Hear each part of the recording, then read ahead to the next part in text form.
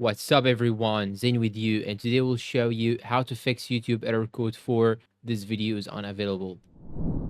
Now we need to know that there are several ways in order to fix this issue, and one of them is to simply go and open your Chrome and disable all the extensions. So now I will go just open the extensions menu. I'm gonna click on these three dots on the top right side, then go and click on extensions, then go manage extensions. Now you will have to turn these off. So turn all of these extensions off, just like so, toggle them off, and try to see if the YouTube video can be displayed or not. So I'm gonna search for any video on YouTube, for example, just for the demonstration. Okay, I will go and click on elephant, for example. Okay, now it's working. Okay, now the video has been actually working well. That was method number one. Method number two is to simply go and click on the three lines or three dots on the top right side, then go to settings. And now we're going to remove or delete the cookies of YouTube. So I'm going to click on privacy and security,